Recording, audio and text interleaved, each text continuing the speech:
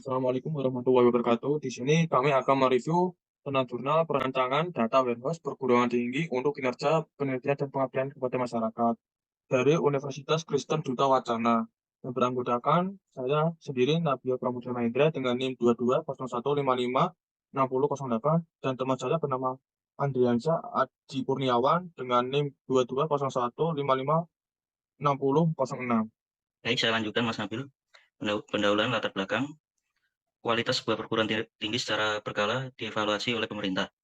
Badan Akreditasi Nasional Perguruan Tinggi (BAN) PT merupakan sebuah badan evaluasi mandiri yang dibentuk oleh pemerintah yang memiliki tugas menjaga kelayakan perguruan tinggi.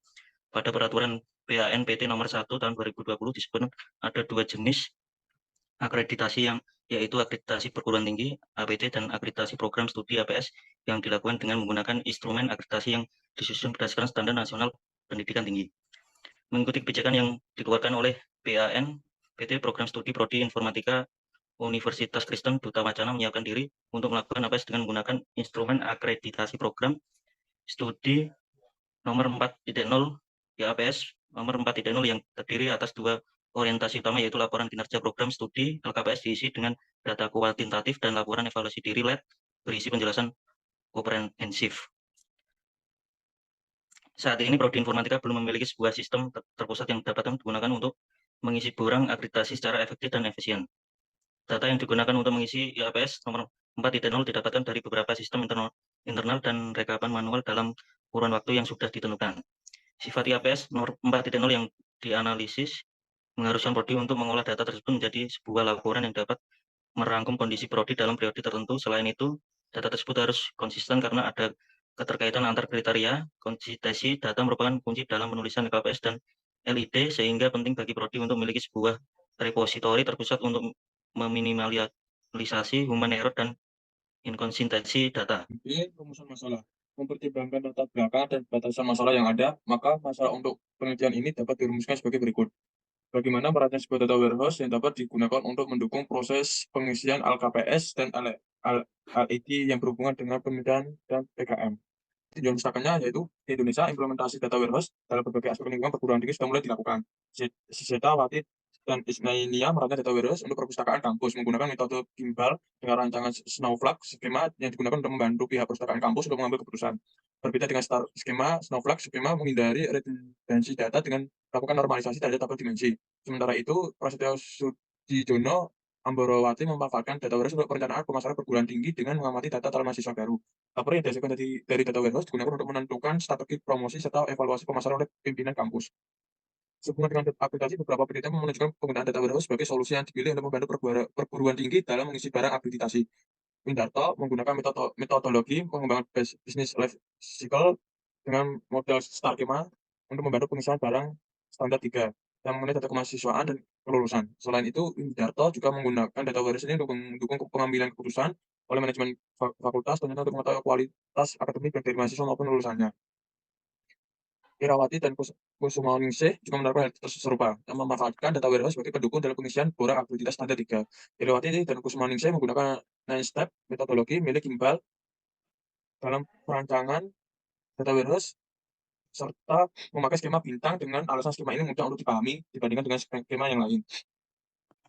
Dasawati dan Watercamp merancang data warehouse menggunakan STAR skema untuk menjawab borang akreditasi standar 4, yaitu laporan yang berhubungan dengan dosen, prodi, termasuk jumlah dosen tetap dan dosen tidak tetap, aktivitas mengajar, serta prestasi dosen. Pada penelitian tersebut, Dasawati dan Watercamp berpendapat data warehouse juga meningkatkan keamanan data, sehingga akses langsung ke data operasional menjadi berkurang, terutama dalam proses query data yang seringkali membebani sistem operasional.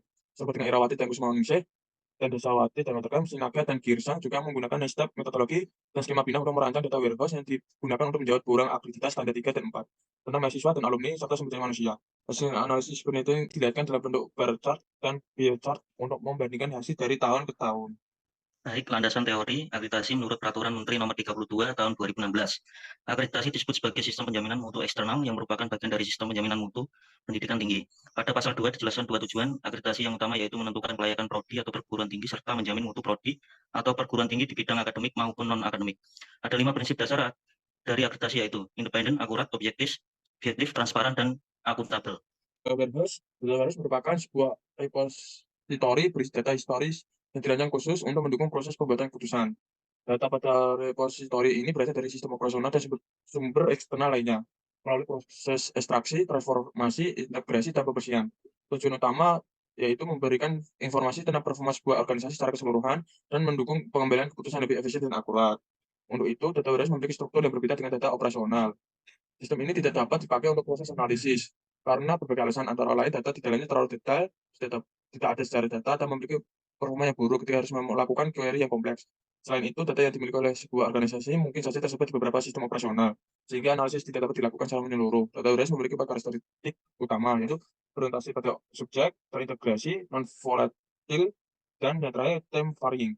Skema dan warehouse. Model multidimensional merupakan dasar dari data warehouse yang melihat dari data berbagai pandangan atau dimensi. Terdapat dua komponen penting dalam model ini, yaitu dimension merupakan perspektif yang menentukan granularitas atau tingkat detail. Sedangkan fast biasanya berhubungan dengan nilai numerik yang disebut measure. Selain tabel fakta dan dimensi, ada kalanya ketika break table juga menjadi salah satu komponen pada skema data warehouse. Break table digunakan sebagai dimensi maupun antara tabel fakta dan dimensi. Skema yang dapat digunakan dalam perancangan data warehouse yang sekaligus mendukung pandangan multidimensional, yaitu star schema, snowflake schema, starflex schema, dan fast constellation atau galaxy schema. ETL, extract, transformation, and loading, merupakan proses yang kritikal dalam pembuatan data warehouse. Desain data warehouse. Terdapat dua metode populer dalam perancangan data warehouse, yaitu pendekatan top-down, mengumpulkan semua kebutuhan organisasi di awal untuk membuat sebuah data warehouse sentral yang selanjutnya akan dipakai untuk membuat data mart dependent, oleh Imon, dan pendekatan bottom-up, menekankan pembuatan data mart untuk setiap era bisnis terlebih dahulu. Oke, desain data warehouse. Terdapat dua metode populer dalam perancangan data warehouse, yaitu pendekatan top-down dan bottom-up. Sedangkan top-down itu mengumpulkan semua kebutuhan organisasi di awal untuk membuat sebuah data warehouse sentral yang selanjutnya akan dipakai untuk membuat data mart independent. Sedangkan pendekatan bottom-up menekankan pembuatan data mart untuk setiap area bisnis terlebih dahulu, sehingga data warehouse dibangun secara bertahap oleh Kimball. Data mart sendiri merupakan bagian dari data warehouse yang hanya berfokus pada sebuah bisnis area tertentu, disebut juga sebagai departmental data warehouse. Metodologi penelitian. Pengembangan data warehouse untuk kebutuhan APS dilakukan dengan pendekatan bottom-up. Data warehouse akreditasi prodi dibagi menjadi beberapa domain utama, yaitu penerimaan mahasiswa baru, PMB sumber daya manusia SDM, mahasiswa alumni penelitian dan PKM, penunjang dan kegiatan. Pendekatan bottom-up membantu dalam pembuatan data warehouse akreditasi dengan cara berfokus pada setiap domain sebelum disatukan menjadi sebuah data warehouse global. Pengembangan data warehouse untuk penelitian dan PKM dosen akan dilakukan melalui 5 tahapan, yaitu analisis kebutuhan, 2 analisis sumber data, 3 desain data warehouse dan multidimensional modeling, 4 proses ETL, 5 reporting. 5. Hasil penelitian, analisis kebutuhan domain penelitian dan PKM dosen secara khusus berkaitan dengan beberapa tabel pada LKPS tabel 1. Langsung ke tabel, Mas.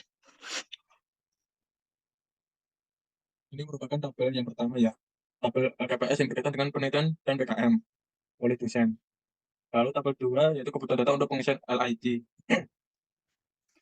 Ini merupakan gambar 1 snapshot skema penelitian dan PKM. Yang B, Saat ini universitas menyediakan sebuah sistem informasi yang digunakan untuk mencatat publikasi yang dihasilkan oleh dosen. Langsung desain data C, desain data warehouse dan multidimensional modeling. Berdasarkan kebutuhan analisis serta sumber data yang dimiliki, maka ditentukan beberapa tabel dimensi, yaitu 1 dim data, 2 dim mahasiswa, 3 dim dosen, 4 dim mitra, 5 dim wilayah, 6 dim sumber dana, 7 dim jenis karya, 8 dim jenis luaran, 9 dim penelitian PKM publikasi, 10 dim luaran. ya, maka dapat disimpulkan bahwa untuk setiap penelitian dan PKM melibatkan beberapa mahasiswa, dosen, mitra, dan sumber dana. Hal ini juga berlaku untuk publikasi. Untuk itu dibutuhkan beberapa bridge tabel untuk mengisi relasi many to many. Seperti yang pertama, BR, PPP, dosen. Itu menjembatani antara tabel dim penelitian PKM publikasi dengan tabel dim dosen. Selanjutnya, BR, PPP mahasiswa menjembatani antara tabel dim penelitian PKM publikasi dengan tabel dim mahasiswa. Yang ketiga, BR, PPP sumber dana yaitu menjembatani antara tabel dim penelitian PKM publikasi dengan tabel dim sumber dana. Dan terakhir, BRP3 mitra menjembatani antara tabel dim penelitian PKM publikasi dengan tabel dim mitra. Untuk menjawab analisis yang dibutuhkan untuk LKPS dan LID, dibutuhkan sebuah skema snowflake di mana terdapat satu tabel fact dengan beberapa dimensi yang ternormalisasi, yaitu penelitian PKM publikasi. Tabel fakta ini mencatat aktivitas penelitian, publikasi, dan PKM yang dilihat dari tim time, di wilayah. Pada tabel fakta ini juga terdapat beberapa mensur, jumlah dosen, jumlah mahasiswa, jumlah sumber dana, dan jumlah dana. Tabel 1 menunjukkan skema snowflake yang tadi untuk domain penelitian PKM. Skema ini dapat menjawab kebutuhan yang disebutkan pada tabel 1 dan sebagian tabel 2. Khusus untuk kebutuhan nomor 1 dan 3, pada tabel 2 terkait dana, jumlah, dan rata-rata dana yang didapatkan dari data warehouse berorientasi pada penelitian dan PKM yang terlibat, dan bukan staf di TPS. Hal ini disebabkan oleh sumber data yang merangkum dana berdasarkan penelitian dan PKM. Baik, proses ETL sesuai dengan skema yang telah dirancang. Proses ETL dilakukan menggunakan Pentaho Data Integration Combination Edition. Database yang digunakan untuk data warehouse adalah MariaDB Column Store. Proses ETL dilakukan secara iteratif untuk semua dimensi dan fakta yang berkaitan dengan domain penelitian dan PKM. Proses ETL pertama kali dilakukan untuk tim data yang menyimpan keterangan tanggal secara lengkap termasuk bulan, tahun, nama, hari, nama bulan, tahun ajaran, dan semester. Pada Pentaho Data Integration PDI digunakan Generate Browse untuk mendapatkan tanggal secara otomatis. Selanjutnya pemetaan tahun ajaran dan semester dilakukan menggunakan sumber data prodi yang telah memetakan tanggal mulai dan tanggal selesai untuk setiap kombinasi. Selanjutnya, Reportingnya yaitu Metabase digunakan untuk mengambil data dari data warehouse. Untuk pengisian LKPS dan LID dibutuhkan sebuah dashboard sederhana yang menampilkan data yang diperlukan menggunakan query SQL.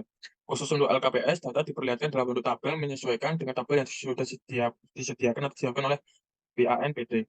Dashboard tersebut dapat dilihat pada gambar 3 untuk LKPS dan gambar 4 untuk LID. Penggunaan skema Snowflake juga menjelaskan join pada query, namun dengan adanya bridge tabel, semakin banyak join yang harus dilakukan.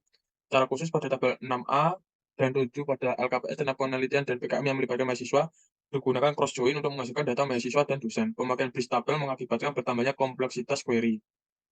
dari kesimpulan dan saran, sebuah data warehouse sebagai repository terpusat yang berisi data tentang penelitian dan PKM dosen berhasil dirancang. Keberadaan data warehouse membantu prodi dalam menghasilkan data yang konsisten dan terstruktur guna mengisi LKPS dan LID untuk IAPS nomor 4.0. Perancangan data warehouse menggunakan skema Snowflake dan metodologi perancangan untuk data warehouse pendidikan. Berdasarkan kebutuhan yang ditetapkan untuk LKPS dan LID, rancangan data warehouse ini dapat menjawab sebuah kebutuhan yang disebutkan di LKPS. Skema ini juga dapat menjawab 7 dari 10 kebutuhan pada LID. Sudah, Mas. Sekian dari presentasi ini. Terima kasih. Mohon maaf apabila ada yang salah kata. Wassalamualaikum warahmatullahi wabarakatuh. Waalaikumsalam warahmatullahi wabarakatuh.